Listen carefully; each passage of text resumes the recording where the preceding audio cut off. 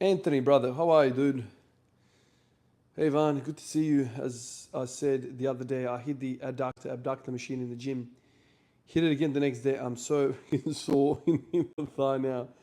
Death caused by weighted stretch. Absolutely, Anthony, spot on, man. Oh, like you're not gonna get much soreness from this machine because you're working with like short ranges and you can't really stretch unless the machine somehow sent you to crisscross your legs somehow and really stretch that lateral hip capsule. But this guy, fucking hell, man, that guy is super sore. Interestingly enough, fun fact, man. Fun fact, I'm saying it like it's a big deal. It's not a big deal. The adductor injury that I suffered from doing all those low bar squats, right kind of like anterior groin, right there, is the same soreness that I felt after doing this day one. So it's exactly the same muscle, the very specific strand that I injured with the low bar squats, wide stance, exactly what this thing is doing. So you put those two things together and straight away you're like, holy shit. If I had this earlier, maybe my whole couple of 3-4 months of freaking screwing around with all sorts of different shit could have been sorted if I just had this machine. So in one way, you could probably conclude, well, Ivan, if you could do this whole stack for this machine for sets of 20, maybe your wide stance squats will be better as well because at least the adductor portion of that movement will be taken care of and you'll just be, swinging that shit around like it's nothing. That's a pretty good conclusion in my opinion. Um, so this is where these isolation movements really shine. That you take something like a wide stance squat, right? Many moving parts, many muscles involved. But if you can start to break down some of that, that whole concept of a wide stance squat, and you go, okay, let's break all these muscles up, and then let's train each of these in an isolation, especially if you can work out which one is really the rate limiting step, which one is really holding you back in this whole thing. Think about it like when you're in high school, some of you boys might be at uni still, you've got a 5,000 word assignment to write. It is very, very intimidating to think about writing 5,000 words assignment, right? But if you start breaking that shit down and you go, okay, let's not worry about the introduction and the conclusion.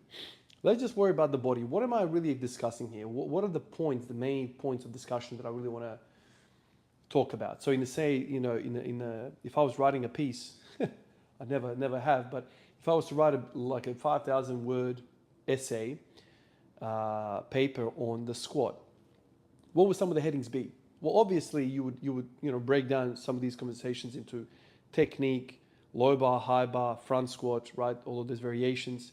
You can talk about each of them, a paragraph each.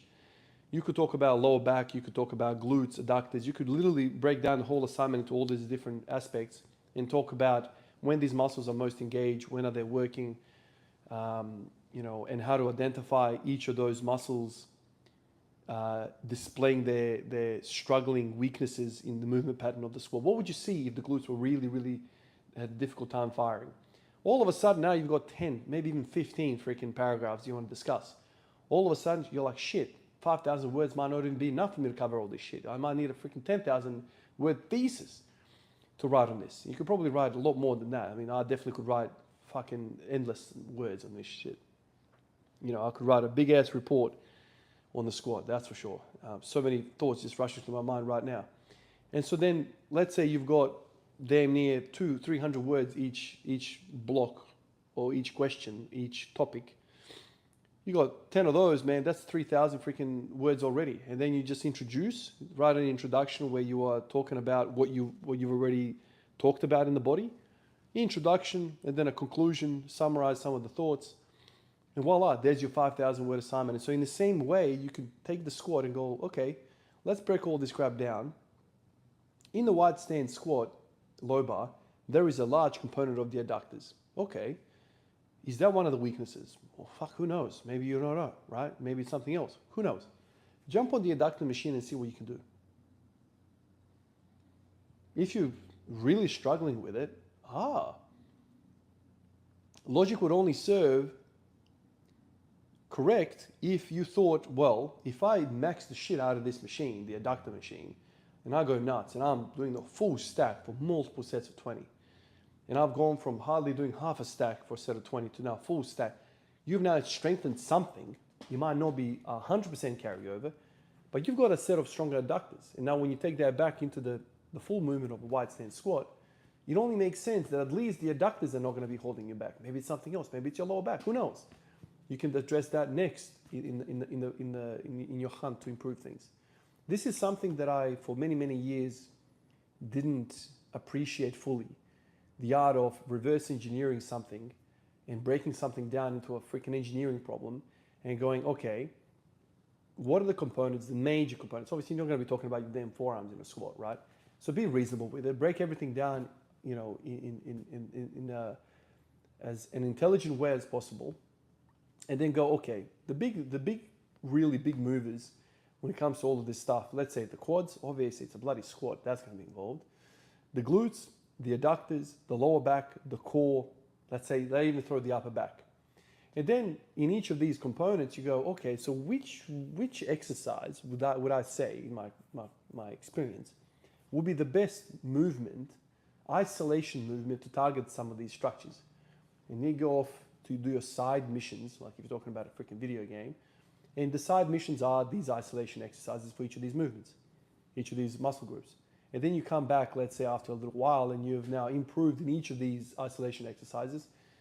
You might not be able to display it right away, but now you have at least the resources, the tools, the potential tools underneath you that you can employ in, let's say, a peaking phase or a strength phase when you get back into proper squatting. And so this is something that it took me a long time to kind of appreciate fully, but this is where these machines come in. And obviously, for many, many years, I didn't have the money. I didn't have the luck, this auction, to get some of these machines. But for many years, I appreciated these, and I even did them in the gym, and I made videos about them. And I've tried doing all sorts of stuff at home, trying to like mimic it, band this way, band that way, all sorts of different stuff, and never really, you know, it was a hard setup and hard to progress. Like, how do you progress bands, you know? Such a limited range of motion. And then, but this is like, this is the progression, that is the progression. Off you go, and you can just go nuts with this shit. And in my mind, all of this makes sense. Same with the bench press. Okay, do you reckon your chest are holding you back, your pecs? You might not know the answer, but okay, let's do the pec fly. Let's do the flies. Let's do really, really wide bench press variation. Do you suck on that? For me, for years I sucked. Now I'm a lot better. Now it's like my primary movement. So you could probably say, shit, Iman's pecs are pretty good. Now my new rate limiting step might be my triceps, my shoulders, my upper back. Run around the bush, you know, hunt some of those other side missions, and then you come back and you might have a crazy 20 kilo increase on your bench, on your squat and whatever. And for many years, I've kind of been fully aware that there is something in my squat pattern that is really holding me back. It's really holding me back.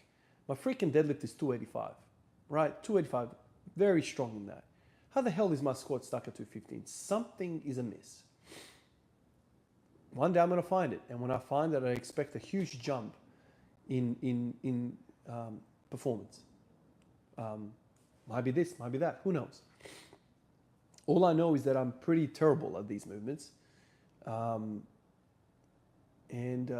Interestingly enough, my hips have been feeling freaking amazing since doing this.